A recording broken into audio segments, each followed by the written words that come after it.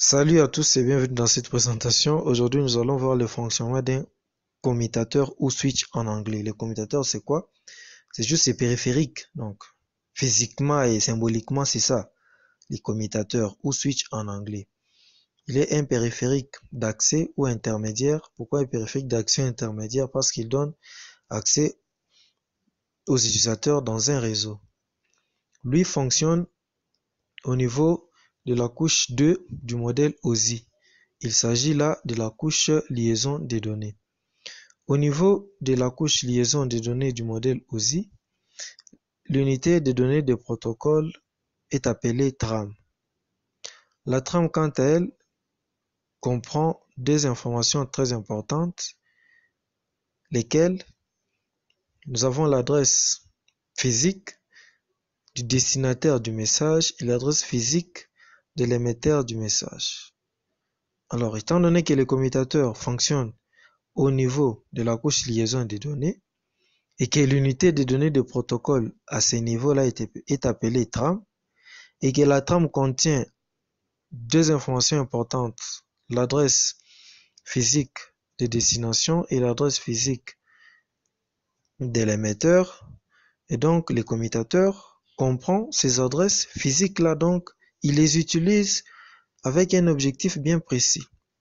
C'est la raison pour laquelle dans la vidéo où nous parlions du concentrateur, à la fin, nous avions dit que le commutateur, lui, c'est un périphérique intelligent par rapport au concentrateur. Pourquoi périphérique intelligent? Parce que le commutateur ou switch, avant qu'il puisse acheminer le message qui lui est envoyé vers la destination, pour qu'il prenne la décision, il se base sur l'adresse physique de destination. Nous allons le voir tout de suite dans la simulation. Et donc, sans plus tarder, nous allons prendre une enveloppe pour essayer d'initier ensemble une communication entre le PC 1 qui cherche à communiquer avec le PC 2.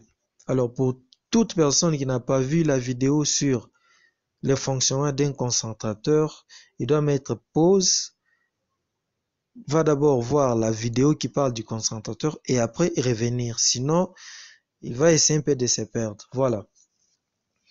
Le PC 1 envoie le message au commutateur. Alors, le commutateur est censé envoyer le message uniquement au PC 2. Mais il va essayer pour la toute première fois de se comporter comme les concentrateurs. C'est qu'il va envoyer ces messages et au PC 2 et au PC 3. Mais lui, il le fait avec un objectif bien déterminé. Donc, vous allez excuser quand même le commutateur de s'être comporté comme un concentrateur. Alors, pourquoi il le fait? La réponse tout juste à la fin de cette vidéo. Alors, le PC2, quand il va essayer d'envoyer la réponse au PC1, il passe obligatoirement par le commutateur. Le commutateur, cette fois-ci, il va utiliser maintenant son intelligence. C'est pour dire, je vais envoyer cette réponse uniquement au PC1 pour ne pas gêner le PC3 qui n'est pas concerné par le message. Et c'est ce qu'il fait. Donc, le commutateur pour la toute première fois, ça veut dire quand il a reçu le message, cette enveloppe qui a quitté le PC1 vers le PC2, l'enveloppe est arrivée au niveau du commutateur sur le port face Ethernet 0/1. Qu'a-t-il fait le commutateur? A priori, le commutateur ne connaît pas la nature des périphériques qui sont connectés au réseau. Et comme il doit utiliser l'adresse physique des destinataires pour envoyer la trame, et que par défaut, pour la toute première configuration, nous venons à peine de déployer notre réseau, le commutateur n'a aucune information dans sa base de données d'adresse MAC, appelée table d'adresse MAC. C'est la raison pour laquelle il a fait cette diffusion-là, avec l'objectif de sonder les destinataires afin qu'il lui envoie son adresse physique. Quand la trame est arrivée au niveau du port face NS 0 bar 1 et qu'il a regardé dans sa base de données, c'était vide, il a enregistré l'adresse physique du PC1 sur le port face NS 0 bar 1. C'est la raison pour laquelle, lorsque le PCD a renvoyé la réponse, le commutateur a envoyé cette réponse uniquement au PC1. Pourquoi? Parce qu'il avait déjà enregistré l'adresse physique du PC1. Donc, pour que cette vidéo ne soit pas vraiment longue et ennuyante, je vais faire toute une vidéo sur le principe des commutations. Aujourd'hui, l'objectif était tout simplement de vous montrer comment agissent les commutateurs contrairement aux concentrateurs. Et vous allez lire des documents sur le net, on va dire que les concentrateurs, qu'est-ce que je dis? Vous lirez sur les nets et d'autres cours, bien sûr, on vous dira que les commutateurs, c'est un domaine de diffusion. En fait, nous venons de voir la diffusion qui a été faite par les commutateurs lorsqu'il a reçu l'enveloppe qui quittait PC1. Alors, la diffusion, c'est quoi? Je donne un exemple très simple. Vous êtes dans un auditoire et que le professeur est en train de dispenser les cours. Tout ce qu'il dit est capté par l'oreille de tout étudiant. Donc, la diffusion, c'est lorsque un PC1 qui lance un message à tous les ordinateurs du réseau. Donc, le PC1 a lancé un message qui a été capté et traité par le PC2, capté aussi par le PC3. C'est ça la diffusion en fait. Domaine de diffusion ensemble, c'est tout ça. Donc, l'un domaine de diffusion, c'est un ensemble de périphériques, des cartes réseau. Donc, cet ensemble dans lequel il y a un message émis par un ordinateur, reçu et traité par tous les ordinateurs. C'est ça la diffusion. Donc, vous pouvez avoir autant de commutateurs, mais lorsqu'ils sont interconnectés entre eux, tous ces commutateurs forment un et un seul domaine de diffusion.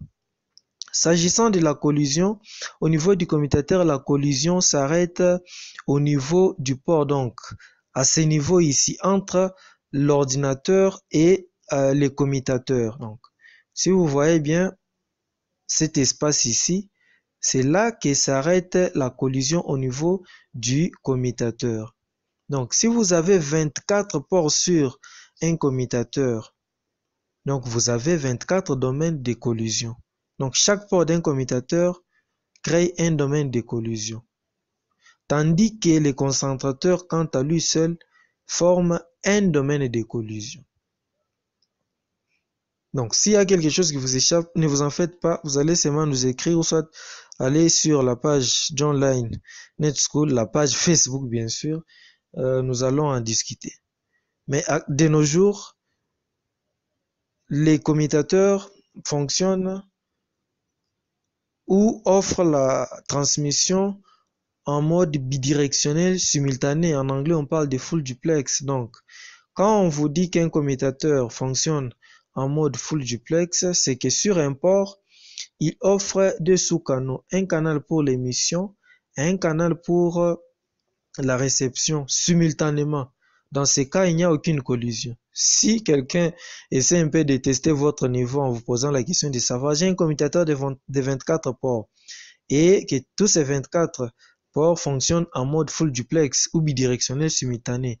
J'ai combien de domaines de collision? Dites-lui que vous avez 0 domaine de collision. OK?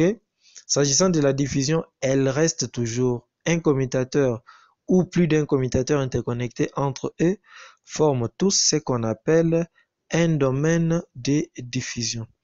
Merci d'avoir suivi attentivement cette vidéo. On se retrouve prochainement pour une nouvelle matière. Au revoir.